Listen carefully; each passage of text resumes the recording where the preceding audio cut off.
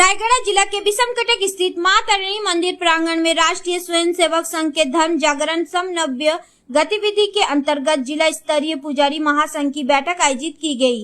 इस बैठक में हिंदू धर्म की गरिमा और कर्तव्य पर विशेष चर्चा की गई। इस बैठक का संचालन मां तारिणी पीठ के पुजारी श्री सीमांचल आचार्य ने किया।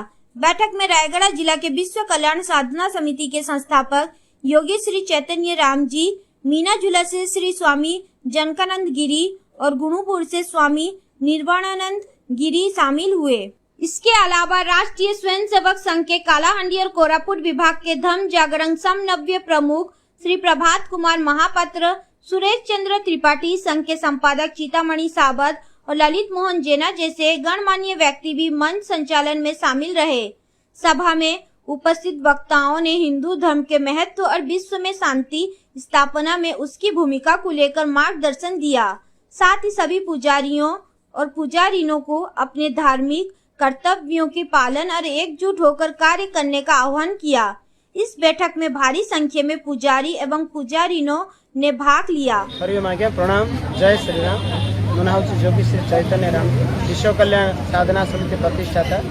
बड़ सौभाग्यर विषय, आज जिला स्तरीय पुजारी महासंघ बैठक में साधु सन्त आमंत्रण कर आम मीना जल्लारू पूज्य जनकानंद गिरिजी महाराज एवं अखिल भारतीय संत समाज प्रतिनिधि भाव में अच्छा पूज्य निर्वानंद गिरिजी महाराज पहुंची।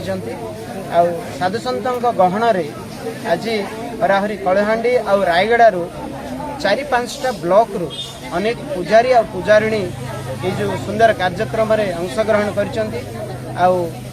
जो बड़ी सनातन संस्कृति दिगरे पूजा होचे गोटे विशेष अंग।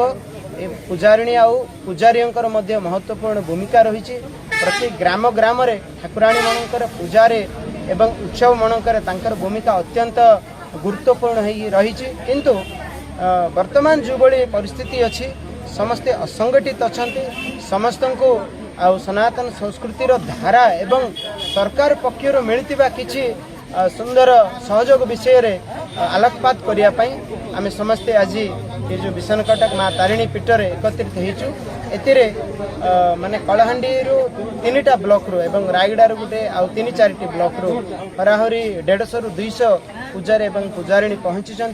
साधु सन्तंकर सुंदर मार्गदर्शन रे ये जो सनातन संस्कृतिर धारा को जंती आम बंचे रखिबा, मांकर पीठ प्रति निज निज पूजा अनुष्ठान प्रति लोकंकर श्रद्धा भक्ति केमिति बढ़िबो एवं सरकार पक्षर जो सुंदर सहयोग मिली से विषय नहीं कि आम केमिति उपकृत हबा।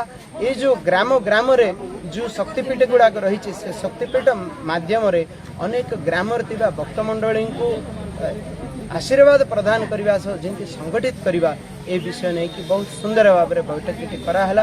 आमर तारिणी पीठ पुजारी भाई एवं अन्य आमर जो जिला पुजारी संगठन प्रमुख सभापति एवं विभिन्न दायित्व भक्त मंडली सुंदर कार्यक्रम को आयोजन कर लगिला। आज दिन ये वार्ता सुनिश्चित समस्त हृदय से जागृति आनीपर एवं आगामी दिन ये सनातन संस्कृति पक्षरे पुजारी एवं पुजारिणी मानकर भूमिका को आउ गुरुत्वपूर्ण कर। वीर किशोर दंडसेना, मोर नाम वीर किशोर दंडसेना। आज आमर मीनाझूला साधु सन्त रायगढ़ आसते बहुत भाव आमको आसिक पुजारी संघ व पुजारिणी संघ आसिक बहुत आसिक बुझे मार्गदर्शन कले। आज आमर हूँ बहुत उत्साह दिन तृतीय मीटिंग आमर बहुत मंगल आसिक पुजारिणी आ पुजारी आसिक समस्ते उत्साहित होकर अधिक बढ़ी कर मुझे विदाय मांग।